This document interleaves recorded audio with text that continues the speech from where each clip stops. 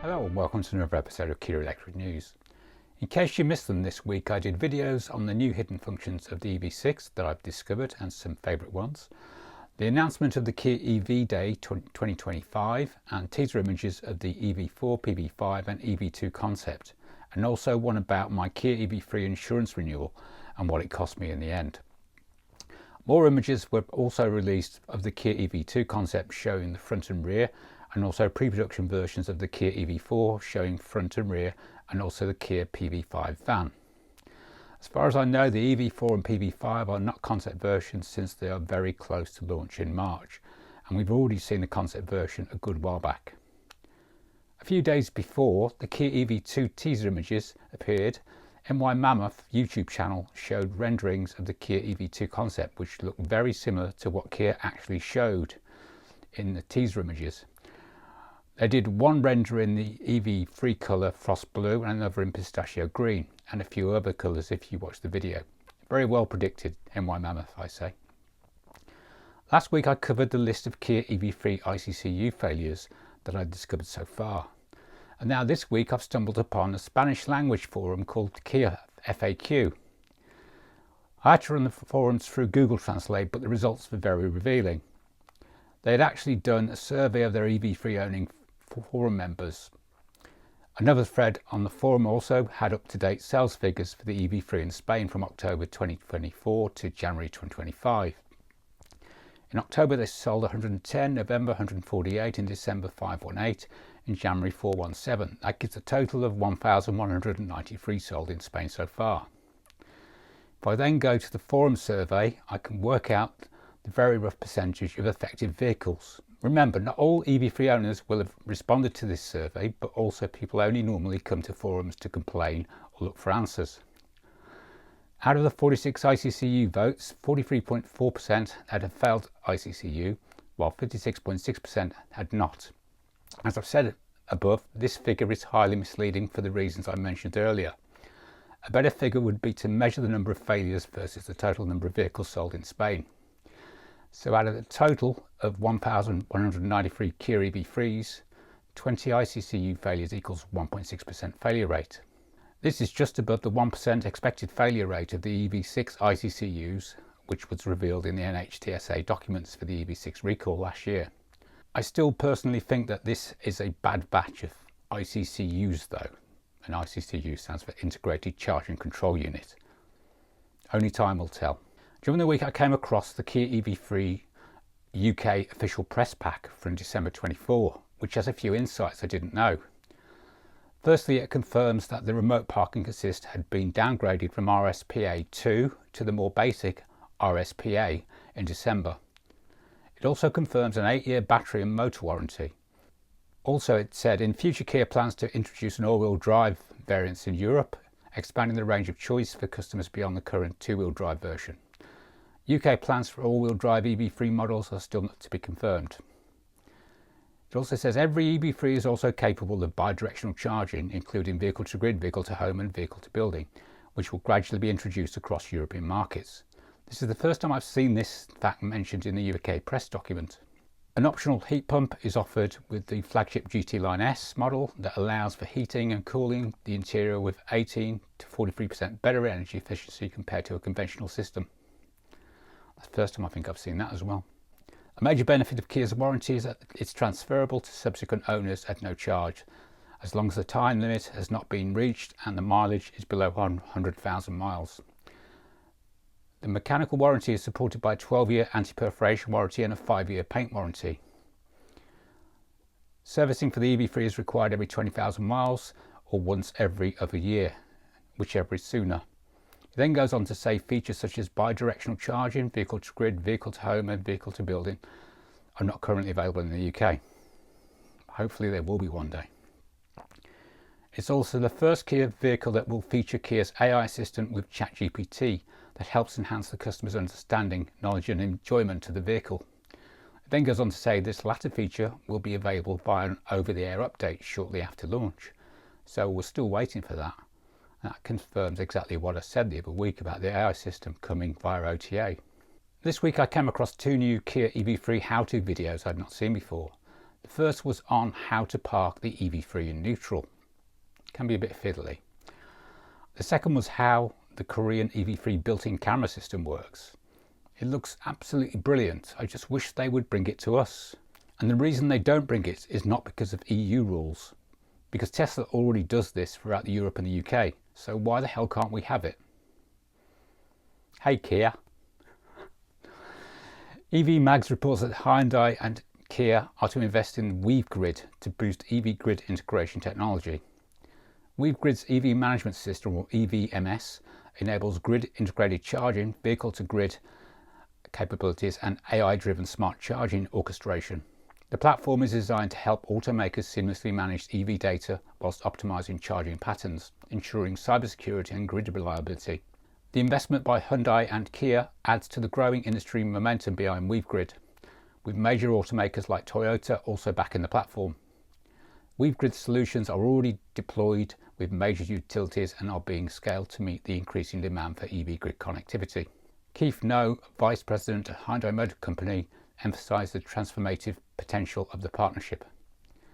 Weavegrid's technology allows us to turn our vehicles into dynamic energy resources that can communicate intelligently with the electric grid, creating value for drivers, utilities and the broader energy ecosystem.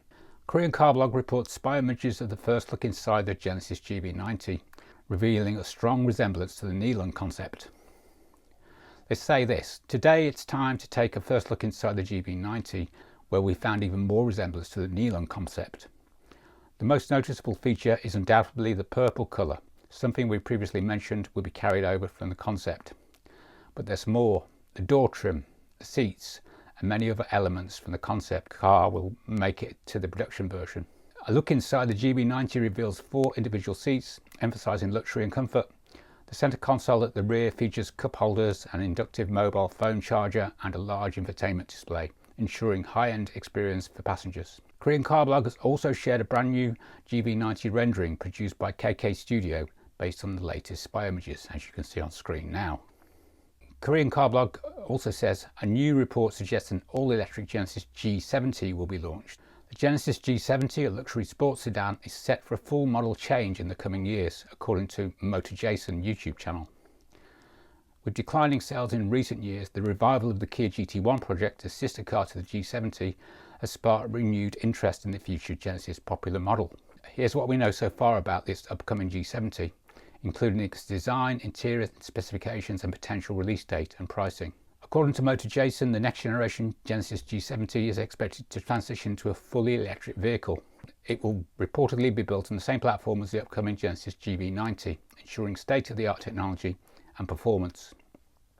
The new G70 is anticipated to feature a powerful electric motor and an impressive driving range of over 800 kilometres on a single charge. This shift to an EV model aligns with Genesis' commitment to electrification and sustainability. Although the new Genesis G70 is still in development, Motor Jason reports that it's expected to be released in 2027 or 2028. The starting price is projected to be around 70 million won, making it a competitive option in the luxury EV market. However, as the development progresses, these details may be subject to change. Motor One reports that a Genesis GV90 stuck in a ditch was rescued by a Volvo Loader.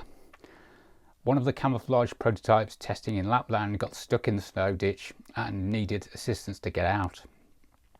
A spy video shot by professional car paparazzi Car Spy Media shows the instant aftermath. A Volvo L60E Loader with its mighty 6-litre inline-6 diesel engine arrives at the scene of the minor accident to save the day by towing away the immobilised SUV.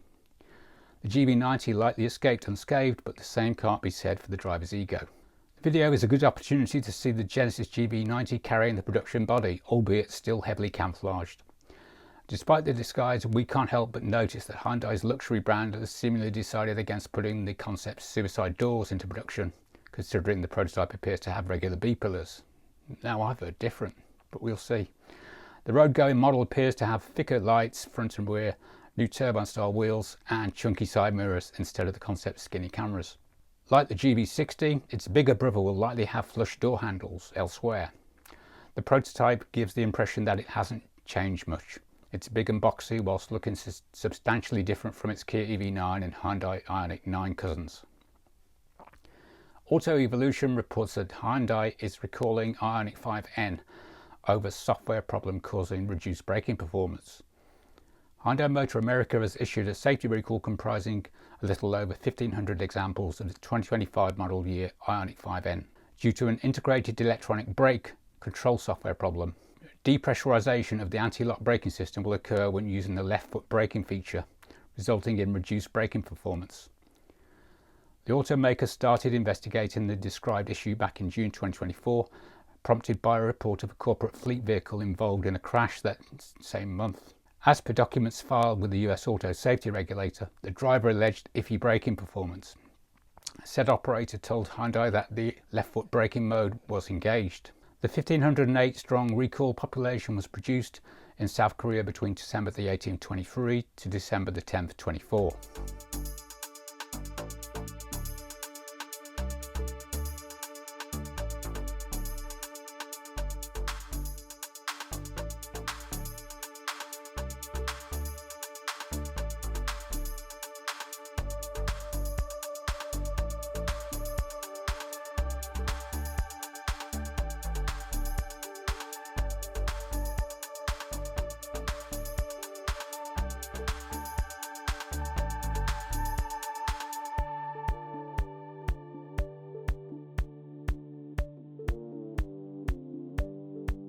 EVMagz reports that Hyundai is gearing up to unveil a major investment in electric vehicle battery technology, with plans to reveal its all-solid state EV battery pilot line in March.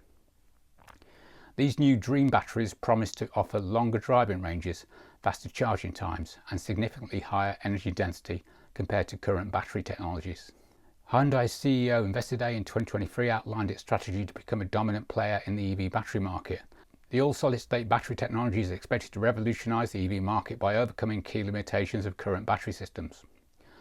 Hyundai's research and development efforts have focused on a variety of battery types including lithium iron phosphate, LFPs, nickel, cobalt, manganese or NCMs and all-solid-state batteries, ensuring the company can meet the demands of multiple vehicle segments. Local reports have indicated that the pilot line for the all-solid-state batteries is almost complete, and it will begin full-scale production next month. The unveiling of the new pilot line will take place at Hyundai's Next Generation Battery Research Centre in Huiwang, South Korea, in a ceremony set for March. This will be the first public display of Hyundai's all-solid-state battery technology, with several industry leaders and officials including representatives from General Motors expected to attend. Hyundai plans to test the new technology using the demo line and expects to release a prototype vehicle powered by the new batteries by the end of 2025. However, Hyundai remains committed to mass production of these batteries by 2030, with the first vehicles powered by this technology expected to hit the market shortly thereafter. And finally, a brand new Ioniq 5N DK edition video was published on Friday morning. Join Keiichi Tsuchiya as he takes on the Ioniq 5N DK edition to the limits on the gun sight, Touge, whatever that is. Developed with Hyundai N, fine-tuned in perfection and tested by the Drift King himself, don't miss the Ioniq 5N DK edition, first launching in Korea and Japan. God knows if it's coming anywhere else. Anyway, that's all for this week. Links to all stories and videos can be found in the show notes in the video description. You just have to expand the video description to see everything, all of those links. A big welcome to my new subscribers. Thanks for all the comments and likes this week. And as ever, a big thank you to my channel members for helping to keep this channel going. Thanks for watching.